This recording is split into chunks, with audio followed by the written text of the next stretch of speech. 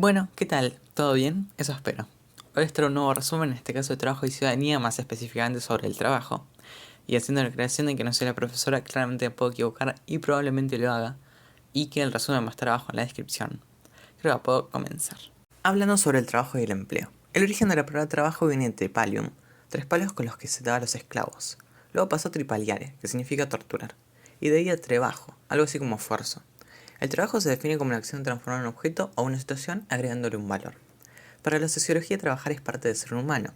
Para la sociedad, tener trabajo está visto como algo positivo y el trabajo se ve como algo lícito, como ser profesor, y no como algo ilícito, como ser narcotraficante. Mientras que para el derecho, el trabajo responde a una necesidad. Por ejemplo, los médicos existen porque hay gente que necesita ser curada. Ok, ahora pasando a la evolución del trabajo a lo largo de la historia. Primero tenemos el periodo paleolítico. En este periodo se trabaja con el único fin de conseguir alimentos mediante la depredación, que consiste en la caza, la pesca y la recolección. Posteriormente tenemos el periodo neolítico. Aquí los humanos comenzaron a hacer plantaciones para producir su alimento y con esto se instalaron las ciudades y empezaron los trabajos intelectuales, como políticos o científicos, que pensaban en la organización de la sociedad.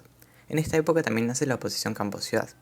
También en este periodo nace la esclavitud, el primer tipo de trabajo en relación de dependencia, por un lado con el fin de generar un exceso de comida para que no todos tengan que trabajar, y por el otro con el fin de usar a los vencidos en batalla para reemplazar a los caídos de su propio pueblo. De estos hubo distintas variantes. En Roma podían tener cosas y, aunque difícil, la posibilidad de comprar su libertad. En América los incas tenían esclavos que hacían las labores pesadas y que heredaban su condición de esclavos, y los aztecas tenían esclavos originados en guerra o que debían pagar una deuda, pero su condición no era hereditaria y finalmente con la conquista, que se sometió a los indígenas mediante sus propias leyes de esclavitud y se trajo a cautivos africanos para realizar las tareas pesadas. Pasando a la Edad Media, donde nace el feudalismo, el señor feudal era el que daba las tierras para ser trabajadas a cambio de una parte de lo producido. Dado que ya hay mano de obra, los esclavos pasaron a ser siervos, que eran propiedad de la tierra que trabajaban, y los campesinos trabajaban la tierra y eran recompensados con su propia producción. Los artesanos comenzaron a hacer organizaciones gremiales, en las que había distintos roles: maestros, compañeros y aprendices. Los maestros les enseñaban a los aprendices y estos tenían la posibilidad de ir ascendiendo entre estos roles. El sistema feudal cayó en la edad contemporánea con la Revolución Francesa, donde los trabajadores consiguieron la propiedad de las tierras que trabajaban.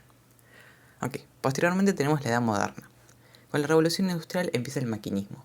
Aparece el proletariado, que ya no es dueño de lo que produce, sino que es el capitalista. Se da la estandarización y se trabaja muchas horas por pocos sueldos debido a que el mercado laboral estaba saturado. Posteriormente tenemos la edad contemporánea. Aquí se llega al trabajo asalariado y con la Revolución Francesa los gremios se prohíben, pero en 1825 se legalizan. En 1838 surge el cartismo, que logra reducir la jornada laboral a 10 horas. Luego surge el ludismo, que se manifestaba quemando fábricas con el fin de que se limitaran los abusos por parte de los patrones. A finales del siglo XIX se consigue la legalización del derecho a huelga y mejores condiciones laborales. Esto gracias a la conciencia obrera, que también va a dar lugar a muchos movimientos de izquierda. Entonces hemos visto que a lo largo de las épocas el trabajo se ha arrebatado de las manos de los trabajadores.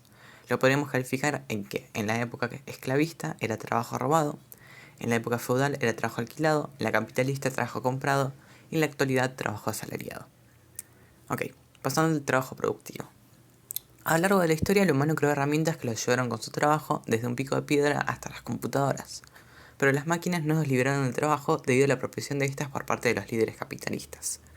Entonces, estas generaron una acumulación de bienes y poder en manos de los líderes capitalistas, una mayor competencia entre los trabajadores, ya que ahora había menos puestos de trabajo y peor pagados, una lucha entre la clase baja, por ejemplo cuando los trabajadores de una fábrica luchan contra un pueblo por mantener su fábrica que genera emisiones tóxicas, o la manipulación hacia el trabajador amenazando con parar su trabajo. Aunque por otro lado, estas también produjeron una mayor facilidad en las tareas físicas, haciendo que la presencialidad del trabajador no sea tan necesaria, una mayor eficacia y calidad en los productos, un mayor requerimiento académico, una mayor contaminación, entre otras cosas. Ahora pasando al trabajo en la era industrial. Con la invención del motor y el nuevo ritmo de producción, el feudalismo quedó obsoleto, dando lugar al sistema liberal capitalista.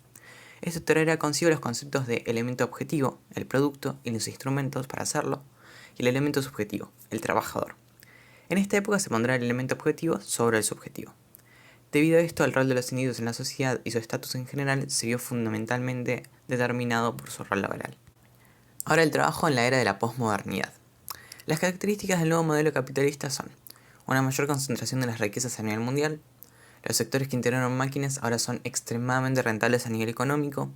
Un crecimiento en las relaciones de poder en el mundo de las finanzas gracias a los medios de comunicación y transporte. Más dinero a nivel mundial. El poder real se basa fundamentalmente en el aspecto económico-financiero, un debilitamiento del poder político y pérdida de la soberanía nacional, los conflictos regionales como los étnicos o religiosos cobran más importancia, la incorporación de nuevas tecnologías a los procesos productivos, y el desempleo se queda como un problema permanente sin importar la situación económica global que solo parece mitigarse con medidas locales. Ok, ahora pasando a lo que está en los videos del 1 de mayo. Estos dicen que en 1886 las jornadas laborales alcanzaban las 16 horas y sus sueldos eran miserables. Por esto, el 1 de mayo hubo una huelga en Chicago, en la que los trabajadores pedían 8 horas de descanso, 8 horas de trabajo y 8 horas de disfrute. Los policías dejan heridos y muertos en las manifestaciones, y el 4 de mayo, en medio de la represión alrededor de la fábrica Haymarket, una bomba estalla, se producen detenciones y entre ellos 8 dirigentes son acusados de atentados. Los llamados mártires de Chicago. 5 de ellos fueron condenados a la horca sin pruebas en su contra en un juicio ilícito que sería declarado como parcial y con intenciones políticas más que jurídicas. Ok, finalmente pasando a los problemas del capitalismo. Para Marx, el modo de producción se compone por las fuerzas productivas y las relaciones sociales de producción. Estas relaciones son las relaciones de propiedad. La burguesía es la propietaria de los medios de producción donde el proletariado alquila su fuerza de trabajo. El proletariado, al no ser dueño de lo que produce, se aliena del producto. Las relaciones de distribución, la burguesía se lleva la plusvalía, es decir, la ganancia, y le da un salario mínimo de lo que se produce el proletariado para que solo le alcance para sobrevivir dando una relación de explotación. Y finalmente las relaciones de poder.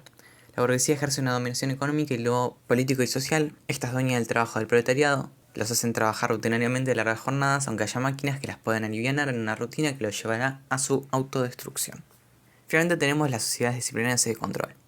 En las sociedades disciplinarias se encierra al proletariado en centros de encierro como las fábricas. Aquí se ordena su espacio y tiempo para cumplir órdenes, mientras que en las sociedades de control esto se hace mediante la tecnología de vigilancia y el miedo. Ok, hasta aquí ha llegado el resumen de hoy, espero que les haya gustado, que les haya servido, les deseo suerte en la prueba y adiós.